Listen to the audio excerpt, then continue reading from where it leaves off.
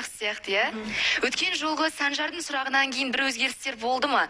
Ағлан күніне мүмкін SMS-тердің санын арттырған шығар жазылған. SMS былай сол қалпы, енді шамалы чуть-чуть көбірек звондап бастады. Ал сол соңғы эфирден кейін сіздер шыққан кездесу болды ма? Негізі жоқ болған жоқ. Өйткені қалан сыртында тұрады, қалан сыртына кетіп қалды, жұмыстары болды. Түсінікті. Ал олай болса өзінен сұрайық. Неге кездесуге біздің қызды шақырмады? Ағлан, ортаға келсең.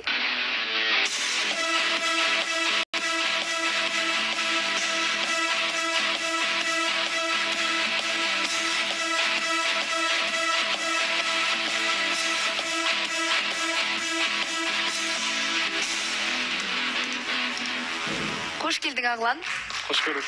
Біздің студия сіздерге жақсы болды, е? Кездесуге өте ыңғайлы. Артық кездесу жасауға да керек емес. Жоқ, алдында кездесіп жүрдік қой, просто осы жолы үлгермедім шынымен. Иә, Агата оған ренжіп қалған сияқты менің ойымша. Жоқ, видеозвонокпен сөйлестік, телефонмен сообщение бәрі болды. Қатысушылардың сөзі әсер етті демек, рахмет, Санжар. Жоқ, ана видеозвонокпен енді көп сөйлеспеймін да, бірінші рет практикаға сөйтіп. Бүйтіп видеомен звондаймын да, сөйтіп скринді басып жіберемін, оказывается, неғып скрин жасап алдым деп. Типа я без мейка и так далее деген сияқты. Сөйлесіп отырсақ, сделал фото деп көреді, мен айтамын, беспалево прям скрин істеватсың ба десем, мен скрин істедім ба не деп сөйтіп дурака включила, я думаю, может специально делать. Камераны аударайын деген ғой, мен видеозвонокпен көп сөйлеспеймін негізі. Неудобно. Ал Сержан? Осындай әзілдерін біз естімейміз, бірақ қатысушылар естіп күліп жатады, бізге жетпей қалады сол дауысы. Ал енді жаңалықтарыңыз бар ма? Егер кездеспесеңіздер, қазір не жайлы талқылаймыз, нені айтамыз, не сөйлесеміз? Енді білмей, соңғы эфир болған соң келіп отырмыз ғой. Соңғы эфир ғой бүгін, ә? Олай емес пе? Все. Ал олай болса мүмкін қатысушылардың тағы да Санжардың сұрағы бар шығар. Қош келдің, Ағлан. Қош көрдік. Расымен де дұрыс айтады, осы жерге ғана кездесіп жатсыңдар, ето кездескен кезде де Алматының сырт жағына барып кездесесіңдер всегда. Енді осылай қалай айтсам болады? Қалай былай жүре бересіңдер, қашан жұп жасайсың дегенім ғой. Қашан жұп боласыңдар? Уақытты келеді, сол кезде жасаймын. Ал осы жол ғана кездеспедік, алдында кездесіп жүрдік. Осы последний момент кездескен жоқпыз. Былай енді ата-аналардың тарапына айтылып жатыр ма, например, жұп болыңдар деген сияқты. Давай Ағлан жаса, неғып қызбен былай жүріп жүрсің деген сияқты. Кешеле араласпай ма? Кеше үйде болған кезде әке-шешем көрді, бәрі ұнады. Енді үйлен деп отыр. Қайткенмен де 30 жасқа келдім, давай деп отыр. Енді көреміз, ақырында бұйырса танысып жатырмыз. Жақсы. Ол болсын. Қош келдіңіз, Ағлан. Енді айтып жатсыз ғой, қазір енді үйдегілер алып кел деп жатыр, үйлен деп жатыр, енді жасың кеп қалды ғой деп. Енді Агата, сен бұған қалай қарайсың? Ертең мысалы бір айдың ішінде или болмаса 2 айдың ішінде тұрмысқа шығып кетуге, отау құруға қалайсың өзің? Қалай қарайсың? Мен негізі жоқ, бір айдың ішінде шығып кетуге дайын емеспін. Өйткені біз әлі жұп емеспіз. Жұп болғаннан кейін уже оны сол жағын ойлауға болады да, уже қанша уақыттан кейін шығуға болады деп. Абылай қазір осы бір айда мен шығып кетуге дайынмын деп айта алмаймын. Жоқ, жұп болып жүрде андай не емес қой. Кішкене енді екеулеріңде сезім болса, жаңағыдай бір-бірлеріңді жақсы көріп тұрсаңдар, мен ойлаймын, 2 айға, 3 айға, 1 жылға созудың қажет жоқ деп ойлаймын да негізі. Жоқ, 1 жылға созайын деп жатқан жоқпын. Жарты жылға деп қойса, Агата. Ешкім асып отқан жоқ. Ешкім асып отқан жоқ. Жігіт ретінде. Қуып жатқан жоқ. Ештеңе жоқ деп ойлаймын. Ол вопросты сол жұп болғаннан кейін ойлануға болады деймін. Абылай қазір пока таныстық жүріп жатқан кезде, білмеймін, ол туралы ойланған жоқпын. Жаннат. Ағлан, қош келдіңіз. Алдында өзіңіз де Агатадан айтып жатты, что сіз СМС, аз жазасыз, аз звондайсыз. Содан кейін бір нәрсе өзгерді ма? Жақсы жағына қарай сөйлесіп. Өзгерді. өзгерді ма? жаңа басында айтып кеттік қой біз. Кешіріңіз онда мен. Жанат, сіз қай жерде отырсыз? Бүгін студияда жоқ сияқтысыз. Жоқ, мен Арыстанмен жаңа сөйлесіп қалғанмын ғой. Сіздің адай ініңіз келген екен ғой бүгін, содан кейін басқаша інім отыр енді. Арыстан келіп еді, Санжарды ұмытты, қараңыздаршы біздің Жанатты. Диана ханым, мен ойламадым. Бұрыннан келе жатқан інім ғой. Күтпедің е Жанаттан Санжарды? Санжар мен қызғанып жатыр ғой, Санжар ана жақта отырып. Мен де қызғанатын едім, осы уақытқа дейін Санжар менің інім, екеуміз халықтың адамымыз. Арыстан келеді, бірден Арыстан жанына отыра қалдыңыз. Арыстан қарашы, не істедік? Айдандыр. Енді дұрыс қой, інісім ғой не дегенмен. Қалай қызғанса да енді.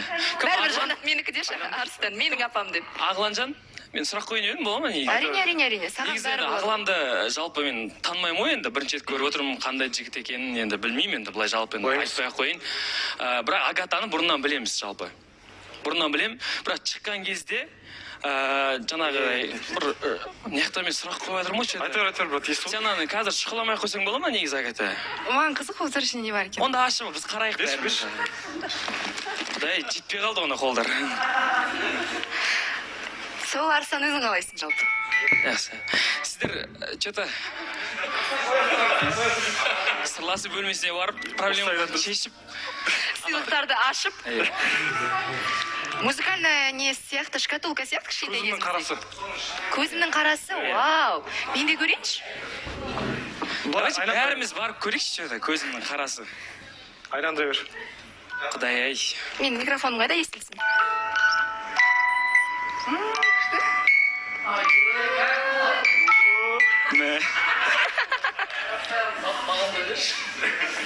Әдемі екен, Ал енді Арыстан, бізде Арыстанда сөз бар еді, негізі сұрағын қойып алсыншы. Ой, рахмет, ол сіз болмасаңыз бар ғой, че-то ешкім сөз бермейді маған ше. Мен жаңа көзімнің қарасын естіп, че-то не айтарымды ұмытып қалдым ғой. Рахмет, күшті екен, рахмет екенсің. Не ғой? Сұрақ, жаңа Арыстан. шықтың ғой енді, Агата, сен. Шықтың я сен. Бірақ енді үміткерің келе жатыр, енді білмеймін ғой енді, как-то не жоқтан андай бір настроение емес, бір андай бір не жоқта бір лап. Лаул. Жоқ, андай бір ше, радость ше, кәдімгі бір. Соны қазақшасын таппай орысшасын айттым бастан. Кейін кездері сондай болып жүрмін ше десе. Жоқ, хотя бы Алина сияқты бір разворот жасап, бір күшті бір андай бір жоқта ше. Отырды бір, ойна тағы келді ма деген сияқты ше. Просто не жоқта сендер. Или бір ағламның... Құлшыныс жоқ па? Иә, құлшыныс жоқ. Дұрыс айтады.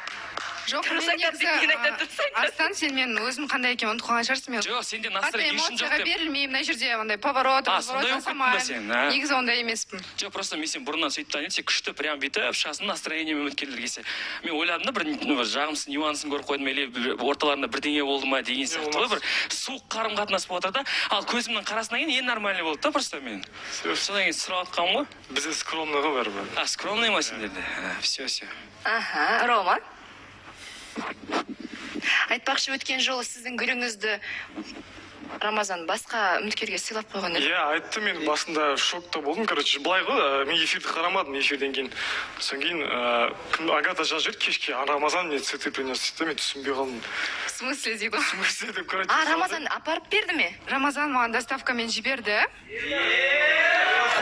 Онда ештеңе керек жоқ, сразу еді. Жоқ, потом ситуацияны түсіндірді. Сосын мен Ағланға түсінбей қалмасын деп түсіндіріп айттым, Ағлан маған Рома жіберді деп. Ең жазайын етсем, звонып тұрды сразу, в смысле дейді, Рома номер берші деп айтайын деп жатсам дейді. Сосын мен айттым, жоқ, Рома в качестве извинения мен букетімді беріп қойды ғой дедім. Сол үшін жіберді, дұрыс түсінбей қалма деп сөйтіп айттым. Иә, сол кезде отқан кезде кім? Бауыржан, мен намысына тиіп кеттім да. Сол кезде алып та гүлді алып, мен сол кезде айттым, Агата Ағлан түсінетін шығар, неге жақсы жігіт қой. Гүліңді ала тұрайын, мен саған гүл жеретін боламын дедім да. Оған ешқандай ренжішін жоқ шығар. Просто мына жерде сөз салу болды да, аяқ асты импровизация болып кетті да. бірақ орнын толтырған сияқты, иә? Иә, орнын толтырып. Ағланның гүліндей болмаса да, әйтеуір енді гүл ғой. Бексұлтан? Сұрақ қойын деп, негізі араларында прогресс бірдеңе болып отыр ма? Жаңа мамасы танып, сен Агата біле ма? Негізі мен енді білет мамасы шын, мен не істеп жатқан жоқпын. Қоя тұрсаңдаршы. Өзім тығаз алдым ба болғанда жоқ. Негізі прогресс болу керек қой, мысалы басқа жұпта үміткерлерді қарасаң, бар ма сендерде? білмеймін оны что-то мына жақтан бізде бар дегендей айтып отырсыңдар ғой. Просто мынандай тема ғой, мысалы мына жерде үміткерлер бар да, когда бәрі бір-бірімен жұп болып, хотя бы кішкене қанша кездесу болып отыр, бәрі нормально дейді да, но бірақ жаңағындай анасы, хотя бы ағасы деген сияқты сондай бар ма араларында? Осындай таниды деген танысып бір кездесуге апарып, міне осындай деген сияқты болды ма? Ортақ бір танысулар. Жоқ, негізі мен мамамен таныстырған жоқпын, ондай әлі неге барған жоқпыз. Серьезный шаг деп ойлаймын мен. Ал сені былай эфирдан танып қалды. Сосын ағланы да эфирдан таниды. Мамаға ағлан ұнайды. Көп сөйлемейді, сені защищать етіп отырады эфирда деп мақтайды. Тоқаш? Иә. Бізде Агатаның анасы тоқаш пісіріп беріп жіберетін негізі. Соған сұрап жатқанмын ғой негізі. Жоқ, именно Бексұлтан болған кезде, пикникке барған кезде мен мама не бауырсақ істеп жатты да, сосын балдарға апарып бер, қыздарға деп сөйтеді. Бірақ оның барлығын Бексұлтанға. Сосын барып мен таратып бастағанда Бексұлтан ұнап қалды, давай еще деп прямо жеп қойды бәрін. Сосын барып мамаға айттым, мам, Бексұлтанға қатты ұнап қалды бауырсақ деп едім.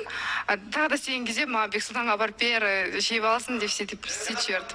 Жалпы негізінде келгенде былай, рахмет, өте дәмді пісіреді. Просто жаңағы кейде сұрақ білем. Қоймайды дейсіздер ғой, Бексұлтан бауырсақтайды. Эфирге инстаграмда отқан кезде де анасы кіріп қояды, әйтеуір саламатсыз ба деп амандасып қоямыз, әйтеуір досы болған соң осындай дос болу керек қой. Жоқ, айтайын дегенім, досы болғаннан кейін осындай дос болу керек қой, мысалы. Өздерін айтасыңдар, сезім бар ма, анау бар ма, мынау бар ма, жоқ. Просто дос па, міне осындай дос болу керек. Ағлан саған кіре ма? Сержан? Ағлан, ассалаумағалейкум. Уағалейкумассалам. Қалайсың бауырым? Енді Ағланды бұрыннан танимын, өзім андай десантник бауырым деп өзім жақсы көремін, досым ретінде, бауырым ретінде. Бірақ сұрақта, Ағлан, Агата екеуіңе бірдей сұрақ. Бір эфирде, по-моему, саған бір үміткер ұсыныс жасады, аяқ асты. Иә? Аяқ асты ұсыныс жасады, сен жоқ дедің. Ағлан, енді сұрақ саған. Сол ұсыныста Агата жоқ дегені саған сол бір түрткі болып жүр ма? Маған жоқ деп айтып қалады, маған келіспеуі мүмкін деген бір қорқыныш, бір андай сезім бар ма? Сол үшін сол жүрген жоқсың ба кездесулердің бәрін? Жоқ, ол үшін емес. Негізінде асықпай келе жатырмын, по этапно қазір танысып жатырмыз, соған байланысты. Иә, енді тағы да бірдеңке айтып салайын. Енді мына жерде кішкене непонятка болып отыр деп ойлаймын. Бір жігіт гүл сыйлайды, ол қыз біреуге шелпек бауырсақ пісіріп береді деген сияқты. Ағлан, бұл жерде, по-моему, сен уже действовать етуің керек сияқтысың да, өзіңнің сен үміткер екеніңді, сен жігіт екеніңді осы жерде қойың керексің да, жоқ, сен ешкімнен гүл қабылдамайсың, дос ретінде болса да, ешкімге шелпек бауырсақ жібермейсің деген сияқты да. Солай қойып тастасаң, дұрысырақ болады, саған сол кезде келісім береді. Ай, Сержан. Просто мен Агатаны былай сыртынан танимын да, Агатаға кішкене андай более былай жоқ, иә, все, нет деген сияқты жігіттер ұнайтын сияқты да. Мен сияқты емес. Мен айтқан жоқ, просто аңдай жауап беріп кеттім да, мен сияқты деп айта салшы деді, сосын жоқ деп жатырмын. Бірақ мен сияқты деген сөз шығып кетті. Мен никогда Ағлан бар жерде, мен никогда былай басымды соғып, болмаса претендовать етіп, намекать етпеймін. Сыйластығым өйткені зор. Негізі Сержанның сөзіне қосылуға болады, өйткені шынымен де инициатор енді ер адам болу керек, көшбасшы арақатынаста ер адам болу керек. Бүкіл жағдайды өз қолыңа алсан, онда Агата тіпті басқа жаққа барып не айтарын білмей қалады, иә деген жауаптан басқа жауап айтпайды. Болған жоқ қой, ситуация ондай болған жоқ, прям ойбай біреу ухаживать етіп жүр, артынан ештеңкесі ондай болған жоқ. Екеуміз арамызда бәрі нормально, ақырында по этапына келе жатыр, ондай ештеңке жоқ, паника жасайтындай. Түсінікті. Тағы қатысушыларда Ромада тағы бір сұрақ бар екен. Негізінде Ағлан мен Агата бірінші келген кезде мен айтқан тұғым, бәрі қарсы болған кезде мен айтқанмын, көрсін, таныс көрсін, жарасып тұр деп та. Мыяқта енді, Арстанчик келіп жатыр, Сережа келіп жатыр да, олар байқап тұр да, сыртта жүрген адамдар да. Мына жерде енді Ағлан білмеймін енді, қызға деген интерес көріп тұрған жоқпын, шыны керек. Мен білем, сен если интересің болатын болса, давно сен уже сөз салып, негізі саған Агата сынып тұр ғой, былай айтқанда ше. Давно, кім айтады ғой бізде? Хочу деп айтады ғой, кім? Санжар хочу деген бар ғой. Сол себепті білмеймін, сенің алдыңда орап кететін жігіттер көп сияқты ше. Сен солай ойланып. Жана ханым, просто осы жерде жігіттер айтып тұр ғой, жігіттің арасында сыйластық бар. Бірақ та Бекоштың және Романың сыйластығы Ағланға көрінбеймейді екен. Өздері стараются, Агатамен сөйлесуге жана ғана осы жер Ағлан отыр, не себя пихаешь, сидишь. Сен жана ғана отырсың, ой гүлді алдым деп. Бірақ та жана ғана подожди, Рома, подожди, да, мен до конца сөйлесінші, Рома, до конца сөйлесінші. Не, подожди. Коробка же была, которая музыка. А что вы? А Шармай, я говорю, каза, анда, это кольцо будет. Усыныз, да, деп, прям Рома прям уходит в эфир. Кольцо, не кольцо. А когда шкатулка, успокоился. Я что-то понять тебе тоже, Рома, не могу. Жоқ, енді жүзік болады деп, сөз салат екен деп қуанып отырмын да бұл жерде ше. Сосын гүл туралы мен әңгіме айтқан жоқпын. Гүл туралы Мен бастадым. Диана ханым қозғады. Так что не надо меня тоже тығуға қылжай. Мен түсінбеймін, айта кетейінші, вообще мына жақта нормально, бізде екі арамызда ешкім орап алып кете алмайды. Араласып жүрген жоқ. Араласып та жүрген жоқ. Барлығы дұрыс. Өзіміз кездесіп, өзіміз сөйлесіп жүрміз, ондай ештеңке жоқ, так что нормально. Ағланды жақсы танимын ғой, өзінің бір оймен жүретін бала. Біз қанша жерден, қашан жұп болмайсыздар ма деп айтқан күннің өзінде де ол өзінің ойын өзгертпейтін сияқты, нақты өзінің позициясында қалатын сияқты, тек қана күтеміз, басқа амал жоқ. Рахмет Ағлан, бүгін келгеніне, ерекше сыйлығыңа да көп рахмет. Агатаның айтары бар екен.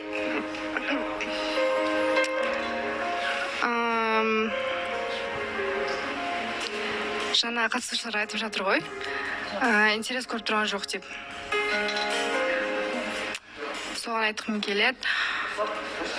Ағлан күшті бала. Серьезный, защайт. Эфирға вообще құруға келмейді никогда. Но шыны керек, мен тарапыма интерес көрген жоқпын.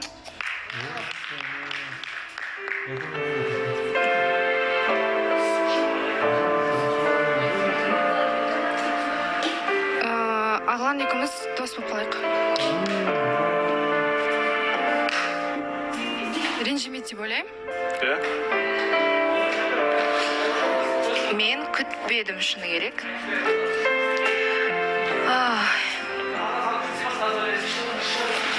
Жоғала тұрған ештеңке жоқ, жігітпіз ғой. Қадам жасадым, өзім келдім. Тұрған ештеңке жоқ. Бірақ мүмкін сен сәл қарқынды түрде қимылдасаң, әрекет етсең, барлығы басқаша болар ма еді? Білем, өзім өмірде сондаймын, қалай сондаймын, қалай движение жасаймын, қалай предложение жасаймын. Өз ойымен келіп жатқан адаммын, сондықтан егерде мен бір нәрсе дұрыс істемеген болсам, әрине дос ретінде қалам, ештеңке дей алмаймын. Агата, сен нақты сенімдісің бе? Мұса? Диана ханым, жалпы өткен бағдарламада мен түсініп қойғам, жалпы прогресстің болмағандығы бір ортада тұр да. Просто сөзбен ғана бәрі нормально, бәрі жақсы бізде деп солай айтып қана қойды. Қазір де енді барлығы менің өзімнің пландарым бар деп отыр. Адам никогда өзінің планы 100% орындалмайды.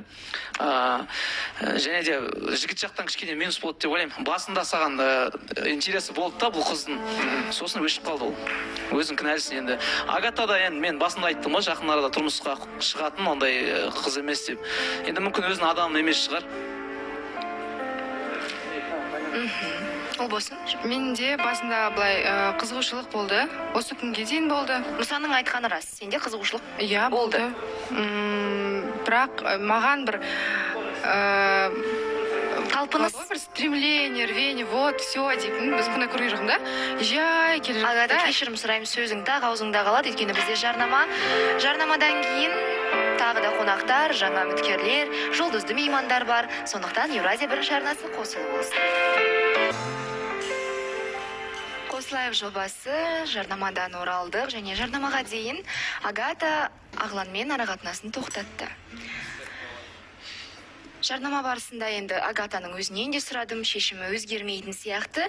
Көрермендерді ести отырсын, Агата, соңғы әрі нақты шешім, таныстық тоқтайды. Таныстық тоқтайды, дос болып қаламыз. Өкінішті.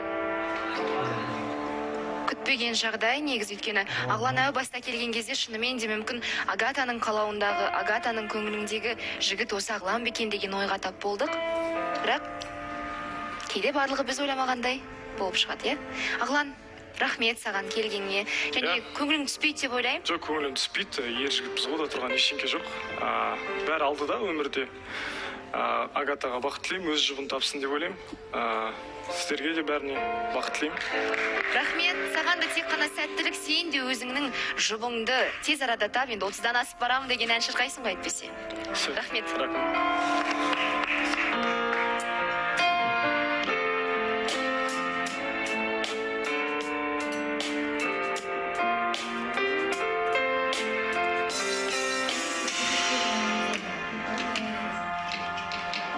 Негізі күтпеген жағдай болды.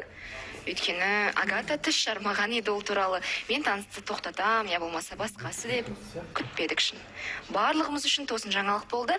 Ал біз эфирімізді әрмен қарай жалғастырамыз. Және бүгін жұма, ал Қосылайықтың дәстүрі бойынша жұма, Қосылайықтың төріне жұлдызды мейман келеді. Және бұл жолы мейман өте ерекше, бір емес бірнеше жан, яғни топ, керемет топ, заманауилық пен ұлттық өнерді ұштастырып жүрген Made in KZ тобын ортаға шақырамын, келіңіздер.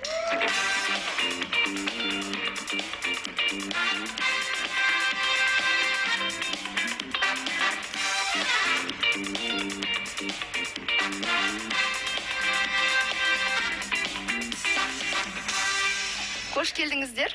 Всем привет. Көргенімізге өте қатты қуаныштымыз. Нағыз қазақ емес, нағыз қазақ домбыра демекші. Бірден сіздердің әсем күй